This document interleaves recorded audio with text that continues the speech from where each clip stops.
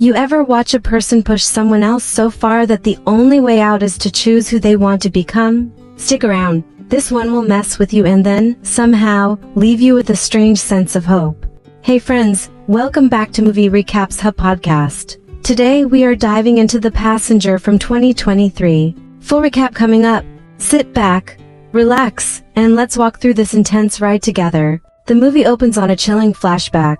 A young boy named Randy watches a woman bleeding from her eyes. It is a nightmare that follows him into the present. Now 21, Randy jolts awake from the same haunting vision. That memory never left him. He drives to work at a small, rural drive-in restaurant where he has been working for a year. That morning the boss gathers the staff for a quick meeting. On shift are Benson, Chris, and Chris's girlfriend Jess, who is a little too affectionate for the workplace. Chris is not just flirty, he's a creep and a bully. The boss calls Chris out for slacking the night before and hands out assignments. Later he pulls Randy aside, impressed by Randy's discipline and innocence. He offers him a promotion, a managerial position at another restaurant. Randy looks unsure. It is a big opportunity, but he does not seem happy. The boss tells him to think it over. An odd detail stands out. All the staff wear name tags with their first names, but Randy's tag reads Bradley, his surname. After the meeting everyone goes back to work. Chris starts picking on Randy again. Randy never fights back. He is used to enduring it quietly. He does not have the toughness to resist. Chris and Jess start openly flirting, and Randy finally asks them to stop. Enraged, Chris goes too far. He shoves a day-old rotten burger into Randy's mouth and threatens him. Benson watches from the corner, mopping the floor. He tells Chris to cut it out. Chris warns Benson not to interfere. That is the breaking point. Benson's face hardens. He walks out to his car, grabs a shotgun, and storms back inside. In one swift move he fires, killing Chris on the spot. Jess screams. The boss rushes in and is shot dead. Benson then shoots Jess. Randy stands frozen, almost catatonic, watching the massacre. When Benson points the gun at Randy, Randy does not flinch. Instead of killing him, Benson spares his life. He takes Randy hostage and forces him to help. They drag the bodies into the meat room and lock the restaurant. Randy obeys, knowing the smallest disobedience could cost him his life. Benson drives off with Randy in the passenger seat, toward an unknown destination. Randy cannot understand why he was spared. Benson says by the time police discover the bodies they will be long gone. He talks like nothing happened. His calm, casual demeanor makes one thing clear. Benson is a psychopath. They stop at a burger joint for breakfast as if it is just another morning. There Benson explains why he kept Randy alive. He had been watching Randy for a long time, studying his quiet, introverted nature. Benson claims he wants to teach Randy to toughen up, to fight back, to make his own choices instead of letting others control him. For Benson, Randy is an experiment. He wants to push Randy to the edge to see how he reacts. It is a twisted game. Benson would shoot Randy the moment he felt threatened, but in his mind this exposure is therapy. At the burger joint Benson singles out a staff member named Marka and cruelly tells her she has done nothing with her life. He uses it to prove to Randy that harsh words do not matter in the grand scheme. On the road Benson digs into Randy's past. He learns Randy's mother once forced him to repeat second grade.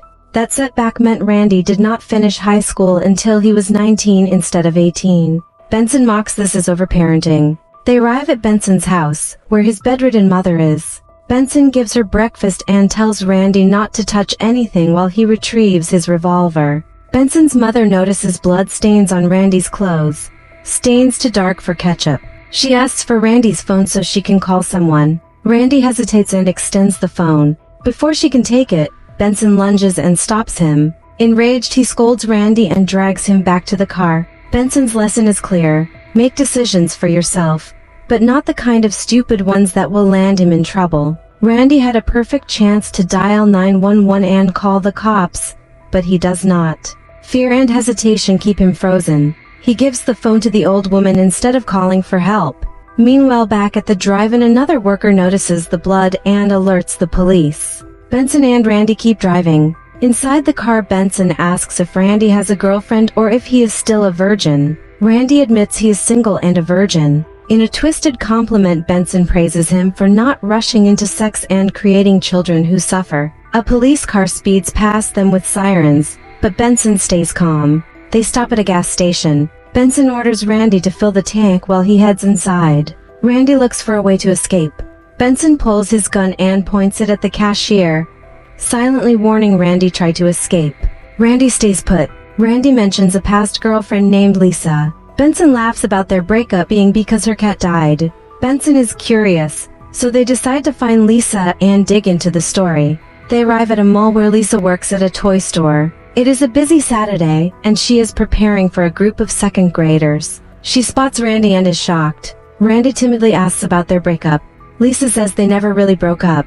After her cat died, she wanted Randy to comfort her, to show he cared. But he never showed emotion. He distanced himself and never reached out after she moved away. Lisa says she wanted him to share his pain. Randy begins to understand. Lisa seems willing to help him. But there is a bigger problem. Benson is nearby and children will arrive soon. Randy needs to get Benson out before disaster. As they leave, Randy's mother calls. She demands he come home, but Randy lies. He is slowly starting to make decisions for himself. Lying to his mother is a second act of defiance. Dragging Benson out of the store was the first. Twisted as it is, Benson's exposure therapy is working. On the road, Randy finally reveals the childhood incident that haunts him. In second grade, his teacher Miss Beard yelled at him. Overwhelmed, he grabbed a slingshot and fired an eraser that struck her eye. The lead lodged deep, leaving her permanently blinded in that eye. She was mocked, lost her job, and spiraled into mental health struggles.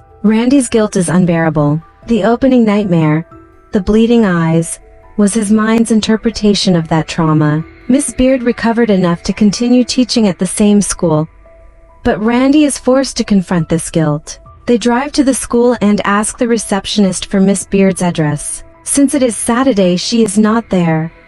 But once the clerk understands why Randy wants to meet her, she gives the address. While at the school, Benson spots the vice principal leaving his office. He recognizes him as Mr. Shepard, his old third grade teacher. Benson snaps and brutally beats Shepard as he heads to his car. It nearly kills him. Randy pulls Benson away at the last second. This is Randy's third major decision and it impresses Benson. It becomes clear Shepard had not been kind to Benson as a child.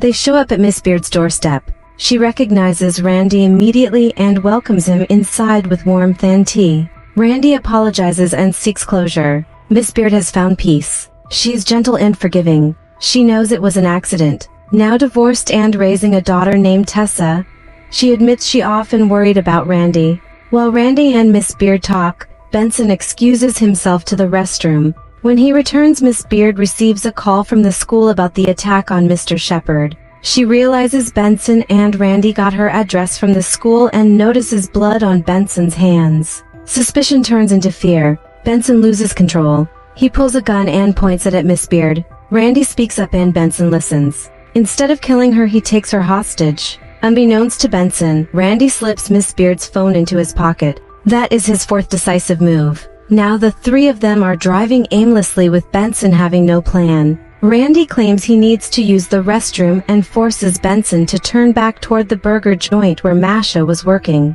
Once inside, Randy musters all his courage and dials 911. Marga confronts Benson about the cruel comment he made. Benson fires a shot at her feet. He seems ready to escalate, but Randy screams at him to stop. Police sirens get louder. Benson demands to know who called the cops. Assuming it was Miss Beard, he aims to shoot her. Randy steps in and the bullet hits Randy in the shoulder instead. Benson rushes to him ready to lash out, but Randy stops him. Calmly, Randy admits he was the one who called the police, having taken Miss Beard's flip phone. The confession stuns Benson. He breaks down and whispers, "I was never in charge." It becomes clear Benson has severe mental health issues and has been trying to prove he was in control. Overcome, he walks out toward the police, seemingly provoking them to shoot. The authorities open fire and Benson is killed. A few days later, Randy is babysitting Miss Beard's daughter Tessa. Miss Beard helps guide him gently. The ordeal leaves Randy in a much better place. In a shocking, brutal way, the experience helped him move forward without fear. His relationship with his mother begins to improve as he slowly learns to make his own decisions. The film digs into Benson's psyche, He was clearly a psychopath, but also a product of abuse and humiliation. He lost control at the first sign of being bullied. From his first kill, he knew he would be caught. He never tried to escape. What he wanted was control. In Randy, he saw someone equally conflicted. By forcing Randy to confront fears and make hard choices, Benson gave him a twisted second chance. At the same time, he tried to redeem himself.